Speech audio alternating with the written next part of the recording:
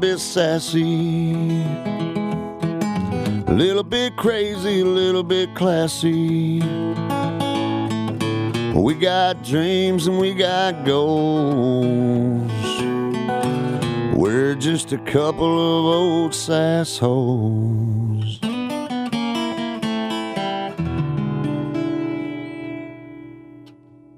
Now we're on now? Yes, why is it so hard to remember to fucking hit the right buttons when we start? Give me a countdown. I know, I did. Not. Anyway, welcome everyone. This is a Couple of Sassholes podcast. I'm Brooklyn Maple. And I'm Heather Terry. And we are recording from where it all started. Very nostalgic on the last day of the year. Yes, it is New Year's Eve. And Theo chose to eat right now. So if you hear crunching in the background, it is the dog. Yes. And he literally is eating right now. Oh, yeah. Love him for it. No, we definitely went to the studio to record and everything kind of went awry. Yeah. So we've had a morning that we probably could have already had the podcast recorded, but so many things have happened. Sorry. It's been a treat. Breakfast at the diner. That took at Dee's Diner. Million hours at Dee's Diner. They are never known for being fast. No. The food's at least mediocre. I'm not going to say it's great because it's not great. It's not great. It's good. I'm like, well, I mean, you know, I'm not just being famous real. for it, yeah. but like, yeah, it was because all the other I'm not diners going to be we mad wanted if to I to. go. It's because Lizzie's wasn't open. Lizzie's. Man. So it is New Year's Eve. It is. We are going to dinner tonight, which we talked about in the last episode with our different outfit choices. Yeah. Which is exciting. And then we're going to ring in the new year. Yep. And we've come up with some great goals that we're focused on for the podcast. So everyone, we are pretty certain that next year is going to be even better. And hopefully not from a microphone on the dining room table again. Yeah, we're going to focus a little bit more on it. Yeah. Kind of do it for play right now. It's just for fun. Yeah. I mean, I thought it, like, before maybe it would be more play, but it doesn't feel like play because it's a lot of fucking work. You know what I'm saying? Like, if it was for play, we wouldn't have an episode come out every Thursday. That's for damn sure. We'd have them come out whenever it felt right. You know? Whenever you just have the time, not whenever you're sacrificing the time. So, I think we've been taking it pretty seriously. But, like, now we're really... Yep. Like, now we're tighten up. Tighten it up. Yeah, I mean, I agree with that. I think that's good. It'll be delightful. Yeah. And of course, we had Becky Christmas last night. Oh my gosh, we had so much fun at Christmas. Yeah. So fun. So we do it every year. We set a limit. We get presents. You did a great job. You did a great job. Thanks. Yes. It was fun. It was very fun. It was Crab legs. We're not going to tell you the poundage because no. We ate a lot. We ate so... Champagne and crab legs because that's the annoying bitches that we are. Yes. And it was awesome. We watched Violent Night, which Heather didn't really care for. I did not, but the I Hopper liked was it. in it from Stranger Things. I definitely liked it more than you. And then, did you finish Spirited? Because I went to bed. Oh, I loved that. That wasn't amazing? I did finish it, and I want to watch it again. It's awesome. I love that movie. Ryan Reynolds dancing and singing. Little Nugget. It's great. But like we were talking about, there's so many of the songs that just aren't very good because they're not singers. Like, no. Like Octavia Spencer. Yes, all of hers. She's and great. I love her. Her character is perfect and sweet. I love her in this. She's a talk singer. Yeah. Like she just talks and then drags it out. And then... Yeah, because she's like, I'm not a singer. It bamboozles me to be like Gerard Butler in fucking Les Miserables. Like he ruined that whole fucking... I've never seen that. Oh my god! There's no way in hell that anyone is going to disagree with me because if anyone's seen it, well, now I want to see it. He is terrible. Like, have you ever seen? Like he there are songs that he is singing that you're just like, what is happening? Really? Yeah. What about? I think I've made you watch this. Fergie singing the national anthem. Yes, sadly. It's so painful. She is painful. Ugh. Well, I know you're not a Fergie fan. Nope. Put her on the list of Billie Eilish. I was like, what? Yeah, but she can actually sing and has good songs. Fergie's Fergalicious. Like, she's fucking a twat. Anywho. Yeah, what else is on your... I like that you have a list. I do. I just have to play defense. What was your favorite gift that you got this year Oh. from anyone? Ooh, I don't know. I liked all your stuff too, though. I love the backpack that Will got me. Yeah, that's what I figured it would be. Obsessed with that, but I also like the jewelry that you got me. I'm actually like struggling to remember what Travis got me. Like now that everything's like been put up and shit, like he always gets me hiking stuff, and I can't like think. I mean, I loved all of the gifts. I love the mat that he got me. He got me this little camping mat, like the little mat that you put outside of your tent so that all the debris doesn't get into your tent. And it's really cute. It's of me and him, and it's personalized, and that was probably my favorite one from him. It is cute. I'm still really excited about my salad bowl. Oh my god, y'all. My griddle, I got a freaking panini press from Travis's mom that is amazing. I have never seen anybody get so excited about a fucking salad bowl in my life. I've just been You would have thought I put a box of money over there. I was like, not alone on the card. I've been wanting a salad bowl for many a year. Yeah. And now it's happened. I'm going to make fresh springtime salads, and I'm going to send you snaps. Snippy snaps all the way. Can't wait. You're going to be like, wow, that salad bowl, it says, used as I was in college. I knew that was coming. I feel like I used that earlier today. You did, but I'll let you have it when it's recorded. I like it. Thank you. That was a brand new joke. Hot off the press. New Year's resolutions. What are your thoughts on New Year's resolutions, and do you have any? Yeah, well, I'm going to continue the health journey that I put a pause on for this month. Yeah, like everyone else. Yeah, so that's a main... I'm going to try to be more positive and not say I have to and say I get to. That's good. Yes. So remind me that when I'm bitching about having to... I will. I'll try being to do it able too. to get out of bed. Yes. See how I flipped that? Yeah. I have like 8,000 New Year's resolutions. I think they're so important because it's not that it's a New Year's resolution. It's just I think that everyone should have written out goals for the following year. Like, how in the world are you going to get better? You know? Mm-hmm. Like, I am just all for them. But I don't really want to call them New Year's resolutions. It's just my fucking goals for next year. Fucking goals. Fucking goals, man. I have so many for next year. Well, pick your favorite 3. Man. I'm really excited about training to do that 14,000 foot mountain hike with Travis for his birthday. That's insane. And so we're doing that for his 40th, Mount Elbert in Colorado. It's the highest summit there. And they have a ton of 14ers. And so, I don't know. I think getting fit for that, which means like no smoking cigarettes ever, like my lungs wouldn't be able to take it. So anyway, getting fit for that I'm really excited about. I'm excited to be able to like work out and do it for something, like to achieve something that's far off in the distance. Financially, I always try to have like a financial one, and it's like paying off fucking debt and shit. And probably like spiritually, I want to focus more on like manifesting and all those things that make me feel all spiritual inside. Like people who are religious, they go to church weekly and they practice, you know what I mean? And I just want to practice being the spiritual being that I believe that I am, you know? I like that. Yeah. Yeah. Fun stuff. I know. Well, and we're not drinking today because... Can you tell? Because we're like very focused. I know. Well, we had... I've had 18 cups of coffee. Yeah, you really have. I've had like literally this is my 5th cup of coffee. I know. I'm trying to catch up. I've had half of my coffee. But yeah, we had a lot of champagne, etc. yesterday. Yeah. So, like a lot. Like I gave you a bottle of champagne under your Christmas tree, and then I take it away. Yes. I was like, hey, can I have some? You got one glass, and I got the others. Yeah. Which is great. After half of it, you put it up, and I made sure you were done. Yeah, I was done. So I was really done.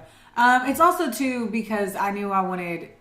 Like, I liked the sweeter champagne for once, and, like, the Brut was just... I've been really thirsty.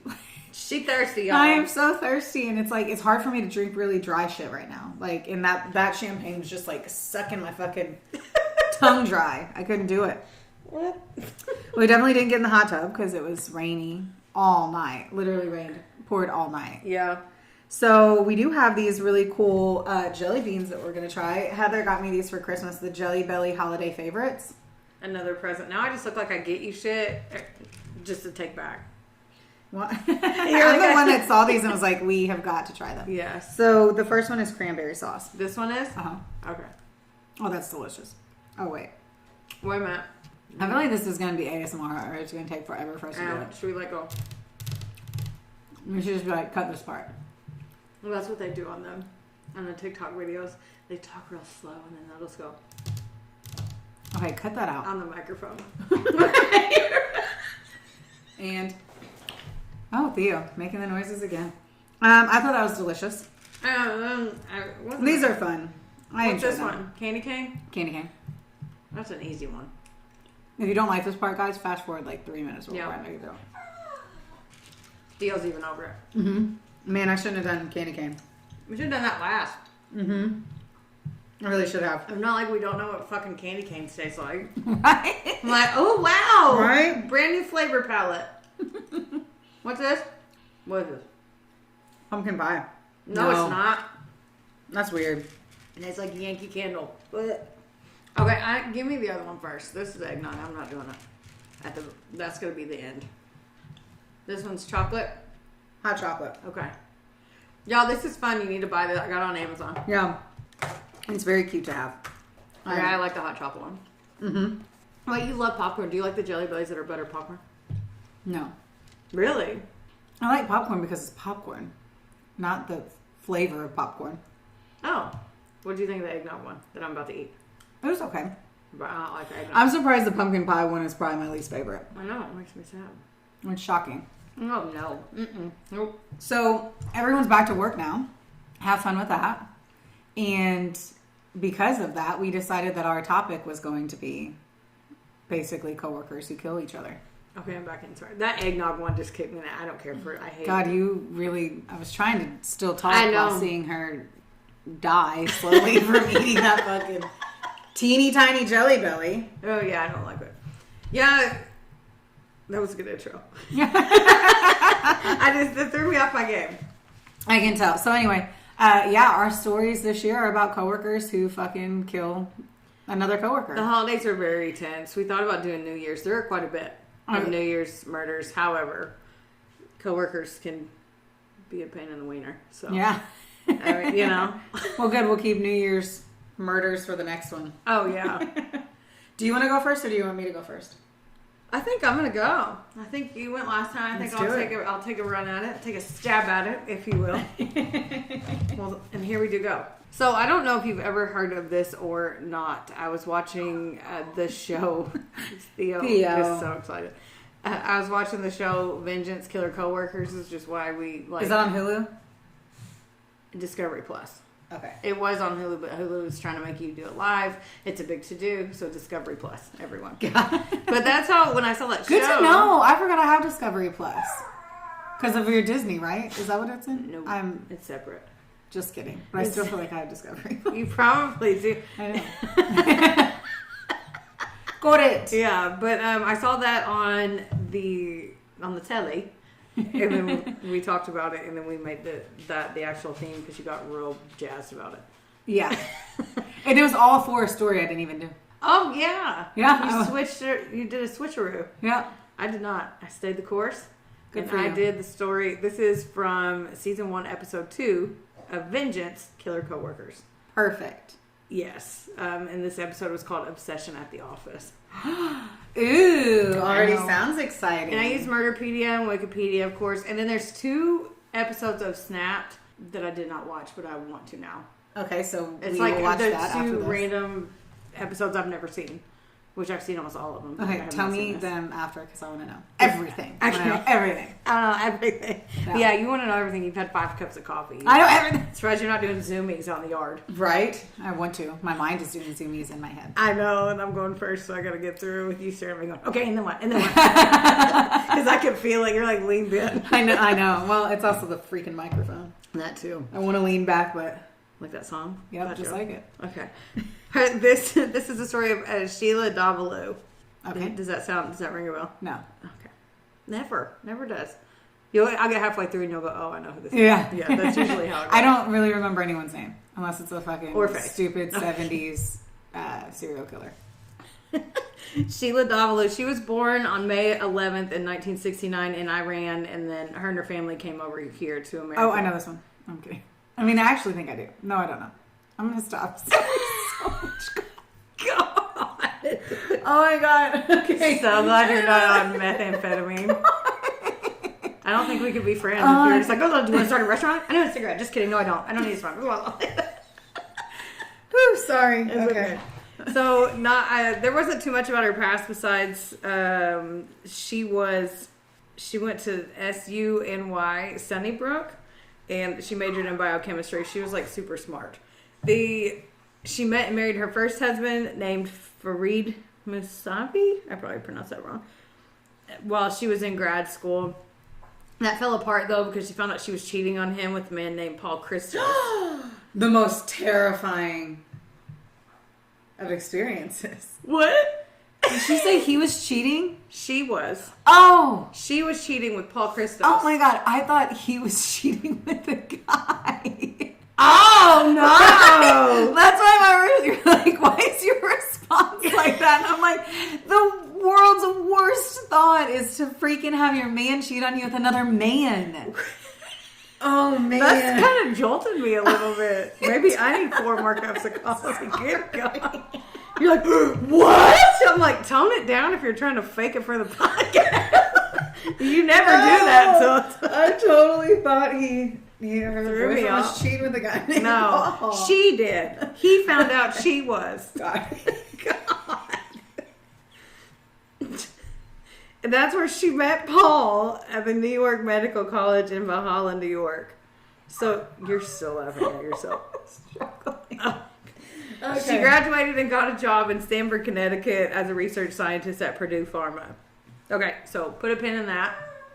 We're jumping ahead now. Okay. Because I was a little bit procrastinating this week, aka I woke up. Okay, Theo, you've got to chill. do you need to go outside? No, he just wants attention. Oh, is that really it? Yes, he just wants you to pet him. I mean, I love to pet. Okay, I'm going to do both. Okay, so I was a little bit lazy bear as I set an alarm for 7 a.m. and did my research, finished it this morning. So like a goddess. I don't. The only thing I was finishing was a liquid IV. Like a goddess. So, and then because I kind of laid out the storyline like the TV show that I watched on my phone and my headphones this morning. So perfect. Friday, November 8th, 2002 at 12:13 p.m. Stamford, Connecticut dispatch received a 911 call about a woman who was attacked. The caller said that they were her neighbor, and then they saw a man go into her apartment. They tried to get the caller to tell him who she was, who the lady was that was attacked, and they said that she goes, I don't know who it is, but she's like, this is the number of her waterfront condo. So she knew the apartment number, she didn't know her name, and I don't think I would know either if I heard somebody screaming at one of my neighbors. I wouldn't know the house number. Unless I I would unless I walked in there. I absolutely would not know. Yeah. I don't even know what my neighbor's address is. Like, no, I barely know mine. Right? Yeah. Yeah. So she said, I don't know her name, but the guy was there and he attacked her. I heard yelling, and then the call got disconnected. I wonder what happened. They play it on the episode, the call. Okay. Like the 911 call, if y'all want to hear it. They send the police out there. It's like super upscale, so you wouldn't think that a murder happened there. It's on the water. They had docks with expensive boats and yachts out on the front. It was super pretty, like very nice neighborhood. Oh my God, Theo looks so cute. Oh, he really does. Okay. It's like, don't focus on the podcast. Just focus on me. I'm here. Just keep doing what you're doing, and everything's He's like, I'm the real star of the show anyway. Everyone loves me because I'm at the end. Yes, he is. Theo, I'll pet you, but like, come back. Okay, back in. They go in and they find the dead body of Anna Lisa Raymundo. She was lying right in front of the door. They could tell just from looking at all the blood and everything that there were several stab wounds, but there was no forced entry. So Anna Lisa was 32-year-old research scientist. Her parents came over from the Philippines and she had a great family life. The dad was a doctor, and then her mom, they just kept saying her mom was a professional. So not a stay-at-home mom. I don't know. I don't know what that means. I guess she's not important. Women don't get to have their job, their occupation. I mean, this was like, you could tell this was like a throwback story. So maybe it's like, she was a working lady. I'm right. God. Yeah. She was a hard worker, Anna Lisa was. She attended both Harvard and Columbia, so super smart, big goals, young, successful. After grad school, she chose to stay in Connecticut. They said she could have went anywhere, but she chose to go work at Purdue Pharma. and there were places all over the country trying to get her. Awesome. She went into pharmaceutical research, and she was one of the best like in the whole country at that time. Wow. Mm-hmm. She ended up meeting at work Nelson Sessler, and she fell for him pretty hard. At first it was kind of casual, and then it got pretty serious, I guess. Summer of 2002, the fling, well, I said it and then read my notes after where I said it got pretty serious after this. Yeah. They didn't have to hide the fact that they were together. They went places together at work. You know what I mean? People at work knew they were together. Oh, okay. Yeah. So, okay, here's her murder. The cops obviously, they started looking for the 911 caller that said she lived nearby. Like, they were trying to figure out who it was, and they couldn't figure it out. It was made a half a mile down the road from where Anna Lisa's apartment or condo was, from a payphone. She didn't give her name, though, or anything. It was a woman? Mm-hmm. You could tell on there. Yeah. But they thought she might be in danger, too, but she didn't tell the dispatcher, like, hey, I'm making the call from this. I ran away. Yeah. She just said someone's being attacked. So that was sketch. They didn't care for that. They started canvassing, but it happened during a work day, so they were, like, most of the people weren't even home. Yeah. At the time. So that confused them too. Because, I mean, obviously it's not cheap to live there. The cops on her case, they called in the state police because DNA was really new at the time, which is actually smart on their part that because in some of the stories that you hear, they don't even want to call anybody higher than them. Yeah. At all. So they said Anna Lisa willingly let whoever this person in. There wasn't any forced entry on it. She was stabbed 9 times, and they figured out she was hit in the head with a 10-pound weight. It's like a dumbbell. Wow. Yeah. They knew it wasn't a robbery, though. Nothing was stolen. Nothing was taken from the residence. There was just a struggle where she was in the, like, foyer, and that's it. So they said, it was something of passion because the person was obviously pissed off. That sucks. I know. They, of course, looked first at her boyfriend, Nelson, before they can go find him. He shows up at the condo. I'm trying not to put my phone on the table because I'm afraid the sound just is a little different today. So that's why I was like getting it away from me. Sorry. I was like, I don't know where to put it. I'm going to put it anywhere, and it's going to be bzzz in the background. Okay. I'm focused. Okay. So Nelson actually shows up there, and then he's like, that's my girlfriend's place. What's happening? Like he was just coming to visit his Boo Bear? Yeah. He was just coming, like they went to find him, and he showed up there before they could get to him. Damn. Yeah. When they tell him she was murdered, they said that his reaction was really emotionless. Like, he didn't cry. They took him to the station to talk to him. He just bowed his head, and he never lost his shit. Like, they're supposed oh my to God, I would lose my fucking mind. And he just bowed his head and was, like, emotionless. Like, I'm gonna fucking kill him. Who is it? Yeah. Let me at him. Yeah, I would lose it. Mm-hmm. And he was just like... I mean, we always say we're not allowed to judge people for how they take things. Everybody grieves differently, and it is rare that they do that. But you know, we always say that, and that's always said, but it's always for somebody who is literally guilty. Yeah. Like, have you thought about that? And everyone's like, I just figure everyone grieves differently. No, they fucking don't. If you were devastated by the loss of somebody, your fucking face is going to show it. I mean, yeah. There's no way. There's just no way. I mean, our face would from the eyebrows down. Well, that's it. Nothing ain't moving up there. My forehead never gets disappointed. Every 4 months it does. Okay, get this. So while he was getting questioned, they left him in the room for a little bit, right? They come back in. He falls asleep. They just tell him his girlfriend is murdered. They leave for 10 minutes. They come back and he's asleep on their couch. Oh my gosh. Like how? I don't know. That's crazy. I know. So he willingly gives them a DNA sample, though, and Purdue Pharma confirmed that his alibi, like, he was at work because they had cameras and their badges and all. Like, he was at work. There's no way he could have done it. He was on camera leaving and everything. People saw him. So they asked Nelson. They're like, okay, well, you didn't do it. Doesn't that suck about our jobs? Is like there's no evidence of us really besides like going in the back door, we leave all the time. Yeah. And there's no, like, scanning to get out. So there's, like, we don't have an alibi by saying we were at work because of our jobs. We're never in the office. Yeah, that's very true. It's a very loose alibi. That's very true. They asked Nelson, they're like, okay, fine, you didn't do it, but do you know of anyone that would want to do this? He's like, well, I have 2 ex-girlfriends. They said this in the episode, which kind of bothered me. Because, like I said, it's dated. So they were like, well, he had 2 ex-girlfriends that suffered from depression. And I'm like, that doesn't mean that they're going to go stab you up. You can look at it, but they didn't have to mention that part. They did. So, of course. They did. So I just wrote 2 ex-girlfriends, but reading that again triggered me to say that. Ignore the language on this if you watch. So They had DNA. There was one from the whole crime scene. They found like footprints and stuff. But they had one drop of blood that wasn't hers that was there, and it was on the sink in her bathroom. That was like the killer's blood. The DNA, they ran it through the system. It didn't match with anybody. Not his ex-girlfriends. Like, nobody. So then they hear there was another stabbing in New York. This is where it gets weird. So Sunday night, like I didn't write down the year. I said don't ask me the year because I don't know. So some hospital employees are on their break outside of the hospital, and they hear like a ruckus, like some shit. People are arguing. A man and a woman were arguing over there. They started to get physical, so they ran over to get closer to it, and they grabbed the woman because she had stabbed the man in the chest that was in the car.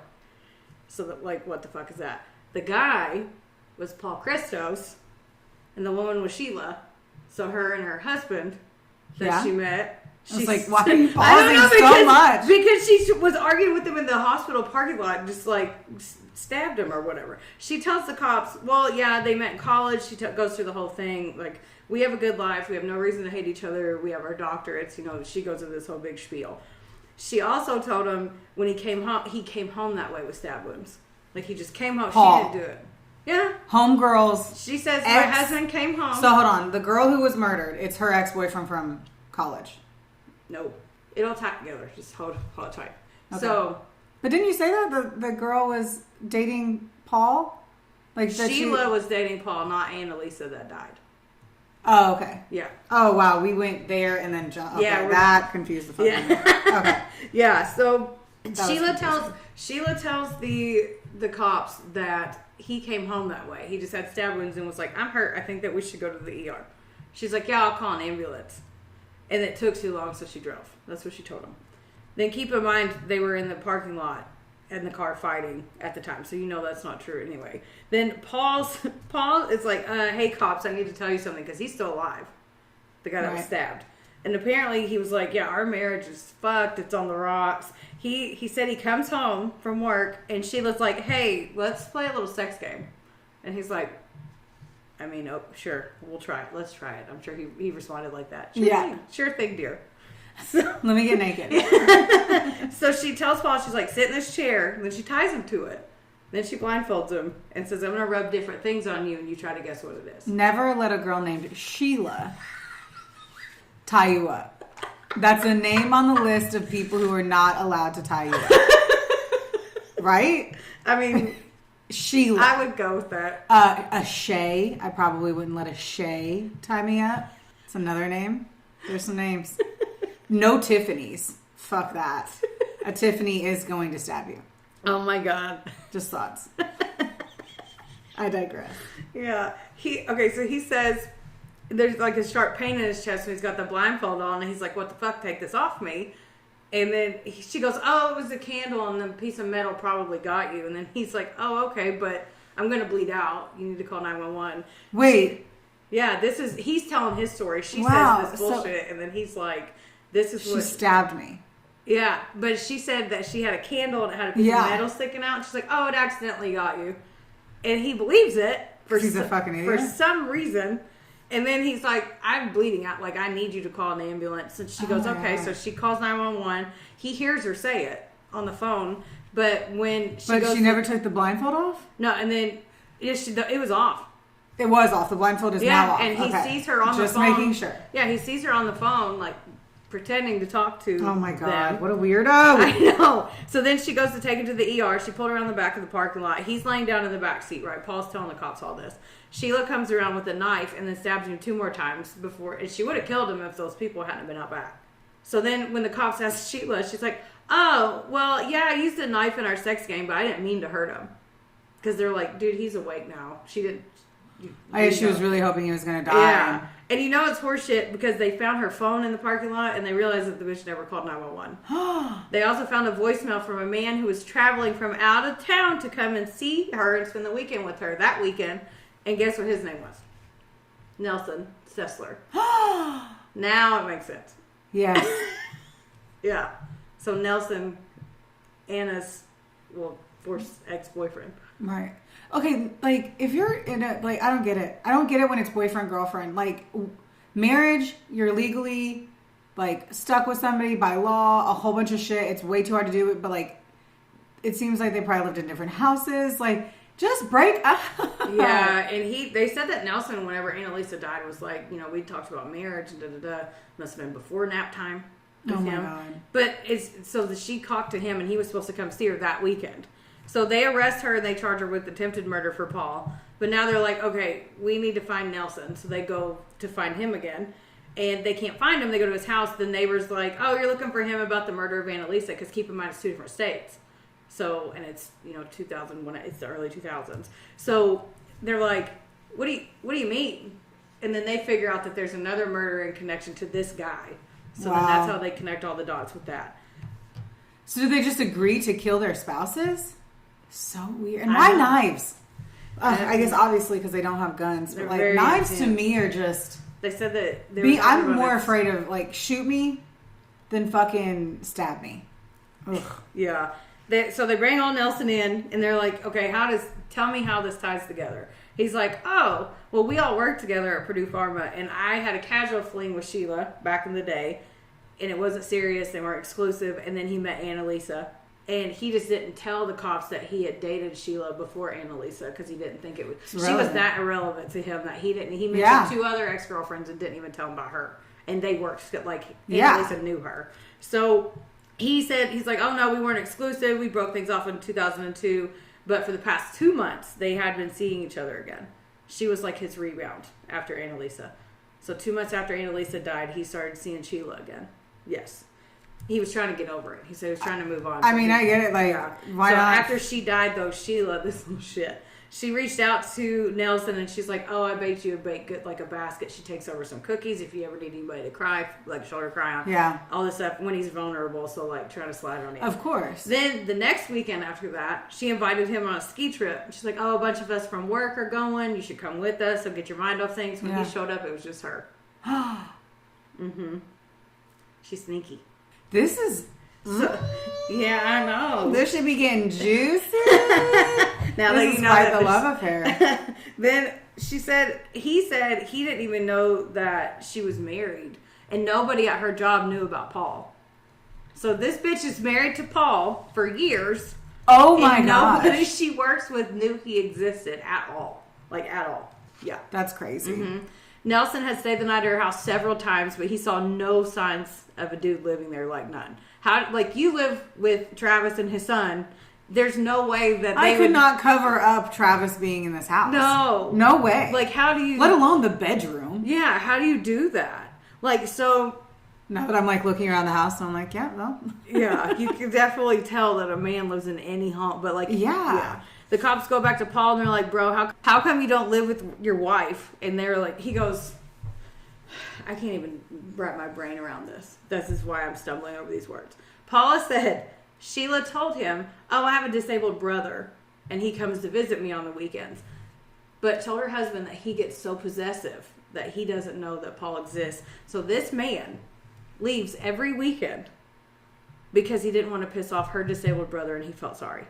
Like, took everything out. No pictures. He took all the shit. He would stay with friends or go stay at a hotel. Would take everything out every weekend. And that's when Nelson would come over. What? Mm-hmm.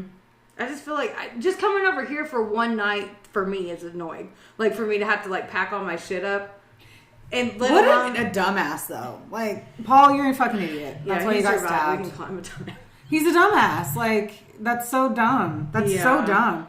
Like, oh my god. Then Paul says she would talk about all the time a work-love triangle between Melissa, Jack, and Lisa.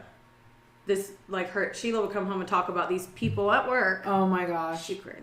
So he's like, Sheila's like, Melissa's really heartbroken because Jack likes Lisa and Melissa's sad. Paul, how can I help her? Paul was into law enforcement and he had done some training, but he had like some equipment, something he liked. He's like, here's some night vision goggles. Like, I think this would help your friend. I don't get that part. They didn't go into it at all. That's all they said. Okay, I'll let it go. It's literally like lighting a fire to be like, go stalk Nelson. So that's what she does. Cut to her being at Nelson's house, being in the bushes with these night vision goggles that her husband gave her.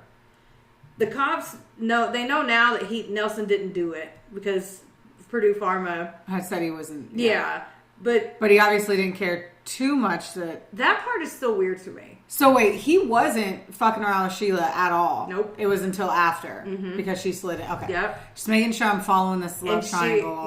She killed her off and then was like, oh hey. I need to look at these motherfuckers. Oh my god, you so do. Like Google time. I'm gonna, because like Nelson's cute, Paul's cute, Sheila is.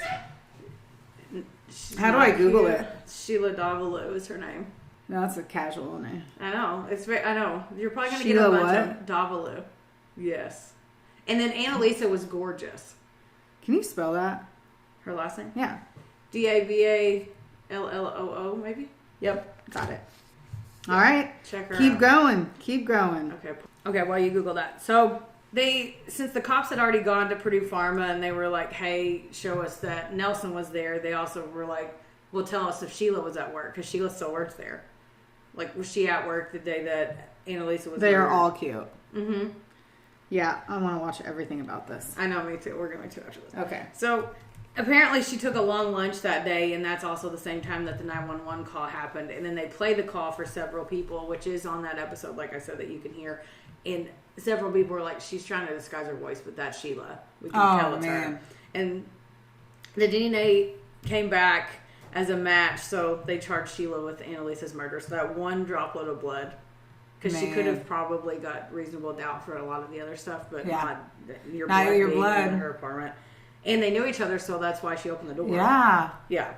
She goes to trial first for Paul's attempted murder, and he actually got up on the stand, and I would have loved to have heard him tell that story about how she tied him naked to a chair and was like, oh, the candle stabbed you. And he's like, okay. Could you imagine? I just feel like being stabbed is a very... Yeah, if you ever said close your eyes and then I was like, ow, and you were like, oh, the candle got you. Like, we just got an IV drip, and I'm like, I would have known if I was blindfolded that my fucking... And then I was like, oh no, sorry, my hangnail scratched you. Yeah. What do you... And that's so... Oh, just a metal piece metal of on the candle. Maybe it's a candelabra. I have questions. Yes, it's very definitely medieval. God. Candelabra. But ultimately she was found guilty, and she got 25 years for that. So she served 10 years of that sentence, and 10 years later she finally goes to trial for Anna Lisa Raymundo's murder in January of 2012. So a lot happened in those 10 years. They knew she was in jail already. They wanted to make sure they had their ducks in a row, and that it was a slam dunk for them, and they didn't want to mess it up, so it took a very long time. That sounds insane, though. They had her blood in the sink, and then they also had eyewitness accounts of her stabbing someone, basically. Yeah. And they wanted to make sure they had to do motions to I'm like, sure get I all get that it. stuff. Yeah, I know. When It's like I read 10 that years. too, I thought that was a long time too, especially for Anna Lisa's family. Yeah, they were able to they got Paul's testimony into the second trial. They got to play the 911 call, and then technology for 10 years from 2002 to 2012 came a long way. So they knew they were going to get it. The prosecutor said that she was such a narcissist.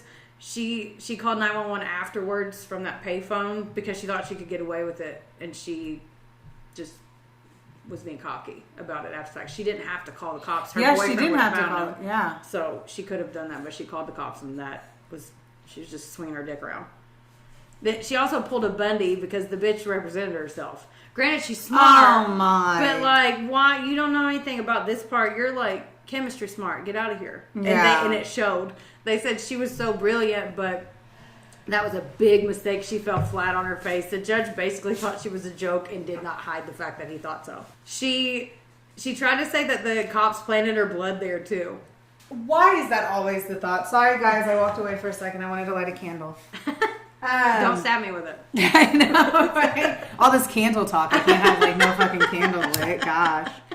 That's insane, and I'm glad that the judge did that, and I don't know why she thought she could do that. I would never. I don't think I'm dumb. I'm definitely not fucking a pharmaceutical researcher, but I would still never once think at all that I could represent myself. Oh no! And then she also said, "Well, if I couldn't kill my husband, how could I kill this girl?" What the fuck? She said that, and like, well, I didn't go through with it, so why would I kill her if I couldn't even kill my husband? You tried to kill him, you She dumb was saying fuck. that he was tied up and all that, so he was easy. Why would I work harder and get away with it if I couldn't even kill my husband who was tied up and blindfolded? That is so insane. It is insane. Like, could you imagine being Paul hearing that? No, and like I just stabbed somebody. Like I did try to kill him. Like, oh, what a weirdo. So on February 10th, 2012, she was found guilty, and they added 50 years to that for her sentence. So she got 50 years for that. Basically, Anna Lisa died because Sheila thought that Nelson was way more into her than he was. They were just hooking up. But he was just sleeping with her, and she had it in her head that they were like in love. Sheila did. And this was her side. Sheila was cheating on her husband with him too. Her husband that nobody knew about. Right. So. And she got obsessed with him. So why did. Before, like back in the day, she got obsessed with him before, never let it go. Then he starts hooking up with Anna Lisa, and then they get serious, and it pissed her off, basically, even though the bitch is married. Oh my god! I know. It's sad because she was like in like Trek to go somewhere. Anna Lisa's career was going places. She would have been. She was only like 32. She could have like fucking changed the world. Yeah, and that's what she wanted to do. She told everybody that too. So it's really sad that just because this bitch went crazy. Man, that's brutal. Yeah, she opened the door for somebody that she knew, and then she got killed for it. And stupid fucking Sheila, God, she's such a bitch. From jail today, she still says she didn't do it, and that she's going to pray for Anna Lisa and her family. Still today. Everybody knows you fucking did it. Yeah, stop acting like you did. Yeah, just say you're not going to get out of jail for it. No. In 2004, Anna Lisa's dad sued her condo building owners for a lack of security. Then they settled in 2015 in May for an undisclosed amount, and he started a fund in Lisa's memory to help students of the Philippines study medicine. So like her dad just donated all the money that he got from them. And crazy Sheila, she's going to die in prison. She's going to be 60 when the 50-year sentence even starts. So yeah, we definitely have to watch that Snapped episode. Fuck her. I know, because she's interviewed from jail. Sheila. Yeah, I saw it whenever I Googled it. Oh, you did? Yeah. I want to see that part. I didn't want to watch it. Pierce Brosnan? Morgan. Who's Pierce Brosnan? That other actor. Oh, is he hot? Yeah. Of course I would know that one. Yeah. And old. Anyway, that was the story of the murder of Anna Lisa Raymundo. Poor Anna Lisa. Sheila Davalloo, who is a twat. I cannot believe that. And they got connected, and they only happened by chance that they were like, oh, there was a stabbing there too. That's weird.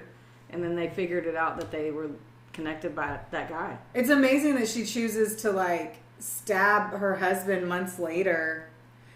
He's obviously a ding-a-ling, so you could just divorce him. Yeah. Nobody even knew he existed anyway. Yeah. Everybody at work thinks you're single. So who would care? I don't know. Delusional. Wild. Anyway, yeah, Google her, look it up. Yeah, and the guys are cute. The guys are cute. I know. The girl semi looks similar. Yeah. Dark hair. Yeah. Darker skin. But yeah.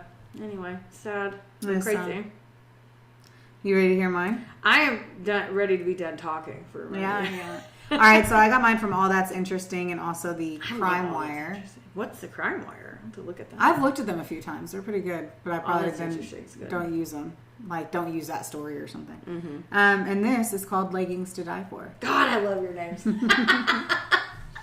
I utterly hate this story, and the fact that I'm doing it just sucks a ton too. So, FYI, this one does suck.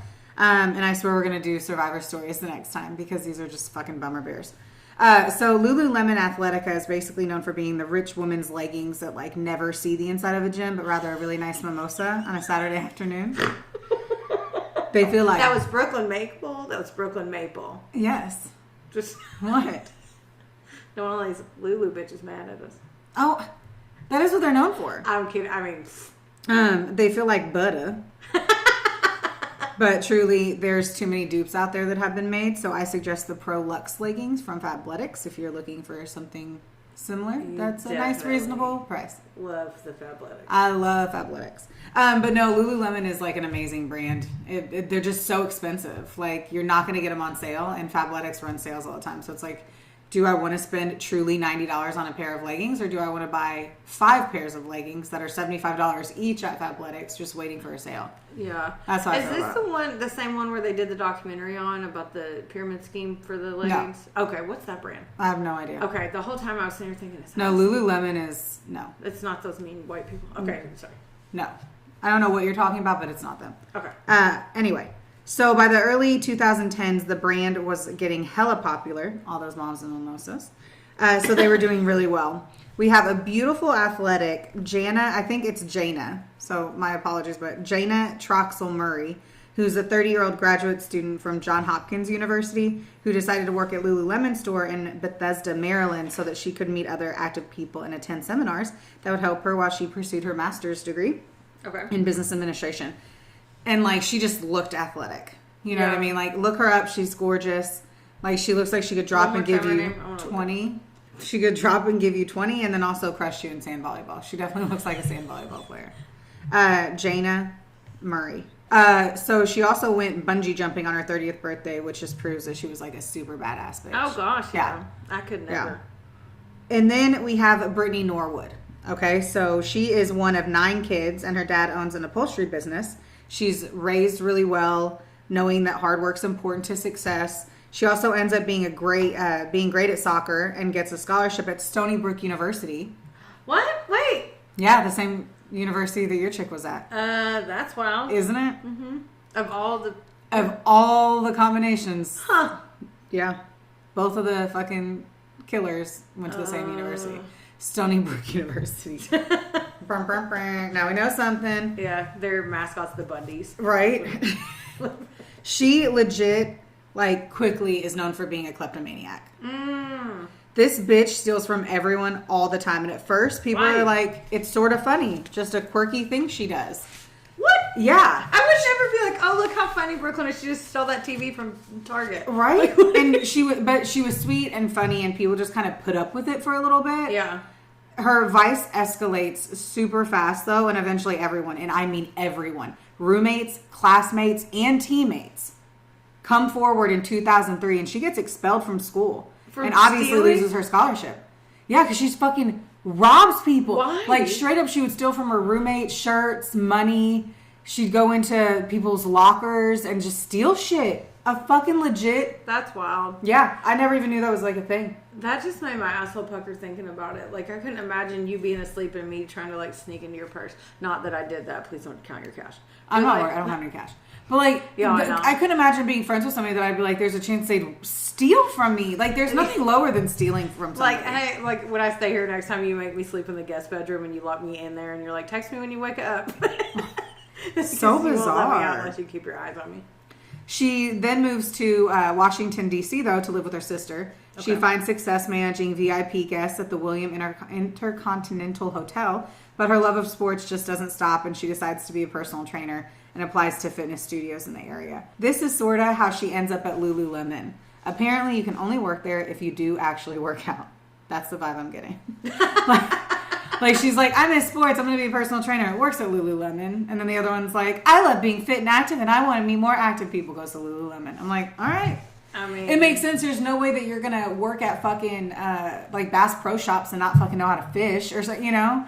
It has to be a hobby that you pick. I mean, we used to work at Camping World in college. Okay, well, you're a one. It was college. No, I know. But yeah, I just think it's fun. I say that. Well, no. Jayna is 30. Yeah. And Brittany, this is later on too. On March 11th, 2011, in the Washington, D.C. suburb of Bethesda, Maryland, everything changed for both young women. Each night they do a bag check to make sure that nothing is stolen from the store. Apparently that's a very normal thing for retail stores to do. Mm-hmm. Jayna is the closing manager, and she checks Brittany's bag and finds a pair of stolen leggings. From what I read, she just takes the leggings out of her bag and they leave the store at 9:45. Like, she's not the manager. She's just the closing manager. She's just the highest. To do that. Like, yeah, and they check each other's bags. So like Brittany had checked Jayna's too. Yeah. I read that the manager was like, we can deal with it on Monday because that was like a Friday night. Though obviously they're gonna open on a Saturday. But it just sounded like they weren't. Yeah. Obviously she's gonna get fired. She didn't get yelled at. There was no big fight. Nothing happened. Yeah, they were just like, we'll see you Monday. Yeah. And that was, so it was literally, they leave the store at 9:45 and 6 minutes later, she ends up calling the store manager to talk about it. Just a few minutes after that, though, Brittany calls Jayna and says she accidentally left her wallet in the store and needed to go back inside to get it. She didn't even have her number. That's how not close these two women were. She had to call somebody else to ask for it. Oh. Jayna's parents never even heard of Brittany. They just worked together. They just happened to have that one shift together. Like, I don't even know how often they work together at any other time. Oh, wow. At 10:05 p.m., just 20 minutes after they left, an Apple Store employee that was the space next to them heard Don't do this. Talk to me. What's going on? Followed by 10 minutes of shouting and grunting. The same voice later said, God help me. Please help me. What? The Apple employees did not call authorities because they thought it was just drama. What? I can only imagine what that person feels like after going through everything that ends up happening. Yeah. Small reminder, people. If something like this happens, just call the fucking police. What's the worst that could happen? You were wrong, so who fucking cares? Yeah. Who fucking cares? It'd be like you could actually save a life. Like, if you heard yelling, you can still be like, hey, sorry. If anyone's saying, cops, please help me. I heard, please help me. I called the cops because I thought something was wrong. My bad. Maybe you shouldn't argue so loud next time. Yeah. Like, if you're wrong, they look stupid and we're not you. Same thing if it's like a domestic, like people screaming and fucking call the cops. Oh, yeah. You prevent a fucking murder. There's a non-emergency number you can call just to send somebody over. You don't have to call 911. So your asshole does not pucker. Just Google said number. I've had to do it for... I've called it before too. Yeah. Like, the next morning, manager Rachel Tilly goes into the store and realizes the door's unlocked. Oh, no. First, she thinks someone just came in earlier and forgot to lock up. But then she realizes that things are out of place and that maybe they were vandalized. So she hears moaning coming from somewhere in the back. She goes outside, calls 911, and sees another employee from the Apple store and asks him to walk in with her. Ryan finds a body laying face down. Ryan's the Apple store employee next door. He comes with, and there's another woman in the bathroom who's tied up, barely breathing, and may have been assaulted. She calls the cops back and tells them what the fuck happened. Yeah. According to Norwood, which is Brittany, when she and Murray entered the store to retrieve her wallet, 2 masked men slipped in behind them. The man raped both women before killing Murray and tying Norwood up while calling her racial slurs, supposedly letting her live because she was more fun to have sex with, according to the Washington Post. What? Unbelievable that was mentioned at all. Obviously, Brittany said that. Of course she, like, it's like all this crazy. That's insane. Yeah. So keep in mind, the one fucking thing that she could have left rape out of this. Yeah. Because there's proof of rape. What? DNA. What? Oh, yeah. What do you mean, what? I know, but it didn't happen, right? Right. Okay. So out of the whole story. That's what I'm thinking. It's why did she say rape when there's proof of rape? There would have been DNA on both of them. That was dumb. That is the dumbest part in all of it. Because even if they used the condom, you would still have spermicide from that. Yes, there would be evidence of the rape. That is so fucking dumb. And then to be like, well, I was better in bed than her. Of course she had to say that. Are you fucking kidding me? Psycho. Police initially treated Norwood as a victim, and they began a manhunt for the perpetrators. They asked local stores if any customers had purchased any ski masks recently, and even followed a man who matched her description of the killers. Oh my, I wonder how vague it was. I think it was actually overly detailed. So you could tell she sat there and thought about it. Actually, let's keep going. Yeah. However, investigators quickly became suspicious. Detective Dimitri Reuven, who questioned Brittany Norwood several times, later said, "It's just this little voice in the back of my head. Something's just not right." Sorry. Page flip. The way Brittany's describing these two guys, they're racist, they're rapists, they're robbers, they're murderers. It's like the worst human being that you could possibly describe, right? All that. Terrible. Each time the police spoke with Norwood, they noticed inconsistencies in her story.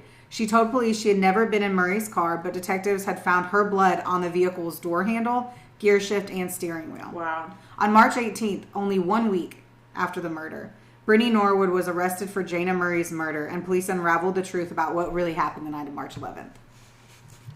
Mary Ripple, Deputy Chief Medical Examiner for the state of Maryland, told jurors that Jayna Murray had no fewer than 331 injuries on her body that came from at least 5 different weapons. Okay, wait. Her head and face were badly bruised and covered in cuts, and the blow that had ultimately killed her was likely a stab wound on the back of her neck that severed her spinal cord and went all the way through her to her brain. Oh my gosh. That's... Okay. That bitch has a lot of anger. Yeah, this is a quote. So bad. Oh, yeah. That area of your brain is pretty critical to you being able to function, Ripple testified. She wouldn't have lived very long after that. She would not have been able to have any voluntary movement to defend herself. Oh. Yeah. Her injuries were so gruesome that her family wasn't able to have an open casket. This is so sad. After using items from the store's toolkit to brutally murder Jayna Murray, including a hammer, a knife, a merchandise peg. What? A merchandise peg that goes into those like cork board things. Oh, fuck. Yeah. A rope and a box cutter. Okay. Brittany Norwood left the store and moved Murray's car to a parking lot 3 blocks away. How unbelievable. And then went back in and, are you going to, okay, you're getting there. I'm going to tell you. Sorry, I want to know. She sat in the car for 90 minutes. She murdered someone. In that bitch's car, or not and, bitch, sorry. And took her car and sat in her car for 90 minutes trying to come up with her plan. And that part makes me think it's premeditative. She sat there first? She spent an hour and a half after figuring out how to, like, what her storyline, I don't know. A part of it just, I feel like because 90 minutes were taken to, like, figure things out, just feels so meticulous in a way. Yeah, but I just want to know what happened in the time where they were like, hey, you can't steal these leggings. I have to call the manager. Calls the manager, then she called. Like, how much time was between her? 15 minutes. So it was the whole thing. She did all of that. She got that mad in 15 minutes. Yeah. And then went back and was like, how am I going to fix this? Well, we're going to, hold on. So yeah, you are. She obviously lured her back to the store. Yeah. But a 90-minute sit-down process planning session then happened there. She goes back to the store and takes money from the cash registers to stage a robbery. She sliced open her own forehead and cut a gash in Murray's pants to make it look like she had been sexually assaulted. And here's where I go, okay, big part here, everyone. She mentions rape, and rape kits are obviously done. But why add that part in if you know that there's not going to be evidence of it? That just felt like the dumbest part. Why did she? Did they say? Did they no, never say? That's just her story. She's crazy. Yeah. So she goes back in there. Bitch puts on a pair of size 14 men's shoes. Oh, no. Jumps in a puddle of Jayna's blood and walks around the store to make it seem like male attackers were inside. Leaves the shoes in there. Dumb. There's photos of those shoes. So finally, she ties her own hands and feet with zip ties and settles into the bathroom to wait for the morning. What? So this is like 10 o'clock. She does that, beats herself up, and then she's lays in the bathroom with that dead woman's body. And then yeah. Oh my god. Yeah. So yeah, let's. This is okay. We'll unpack we'll just keep going. During the 6-day trial in January of 2012, Norwood's defense team did not deny that she had killed Jayna Murray. Obviously. Yeah. They did, however, argue that the murder was not premeditated. They successfully argued that the information about the stolen leggings were irrelevant to the trial because it was hearsay. Oh my. So Murray's attorneys were not able to tell the jurors the true motive for the killing. What? Which is bullshit. Yeah. Because she did call a manager and fucking tell her that. Jayna had called and said, so there was evidence. Why would Jayna say that? Yeah. Defense attorney Douglas Wood stated, the day there was nothing going on between Jayna Murray and there was nothing going on between Jayna Murray and Brittany Norwood. The absence of a motive is an indication it's not premeditated. That is not a crime of motive. That is a crime of passion. So basically the attorney's like, there's no motive. Yeah, because stealing fucking leggings shouldn't be a goddamn motive. Yeah, that's... for fucking murder. That's insane. Fucking insane. That's insane. She had a lot of pent up aggression in that poor girl. There's no way that you could beat somebody like that and kill them over the fact that you got caught stealing, and they knew they were going to do a bag check. Yeah. That's the process. Not a surprise. Yeah. Wow. The jury did not fall for the defense's trickery. Good. According to one juror, I asked who thought it was first-degree murder, and everyone's hands just went up. Of course they did. So basically, what truly had happened is she had gotten caught. Jayna had called the manager. Okay. And she had panicked and was like, and... You're just going to get written up. And that's the thing is like, well, she's going to get fired. But who cares? It's a bullshit-ass job. It's not your career. Yeah. It wasn't what you were trying to do or be or anything like that. Yeah. Jayna wasn't the hiring manager. She was just a night closer. That's like sad. Nothing. She literally like had... And then the fact of what they hear, where she's like, what's wrong? You don't have to do this. Like, just tell me what's going on. Like, yeah. Like, what is going on? Ugh. I couldn't imagine that, like, I go back in and be like, you didn't leave your wallet, get hit with a hammer, and then, like, just get attacked. And you're like, why? Yeah. I don't understand. That's so sad. It is. Brittany Norwood was found guilty of first-degree murder and sentenced to life in prison without the possibility of parole. Good. She was sent to the Maryland Correctional Institute for Women. Montgomery County State's Attorney John McCarthy said of Brittany Norwood, Her cunning and ability to lie is almost unparalleled. Though Norwood will likely be behind bars for the rest of her life, those involved in the case will never forget the brutality of the Lululemon murder. Of course. How old was she again? Like 30. What a fucking crazy. Mm-hmm. I bet she steals all the time in jail. Like, she stole from everybody when she was out. So she'll get murdered. She's going to get, guess what she's holding? A pocket.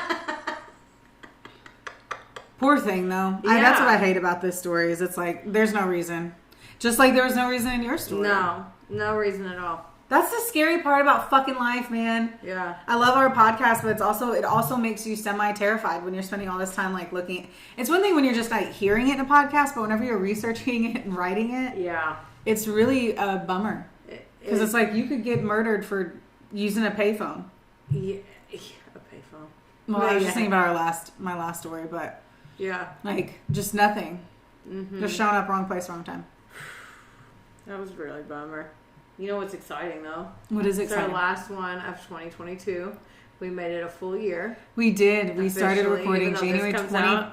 January 21st was the first time, or the 23rd was the first one that we had recorded. I'll let you know whenever you send me flowers to work. Okay. For our podiversary. Anyway.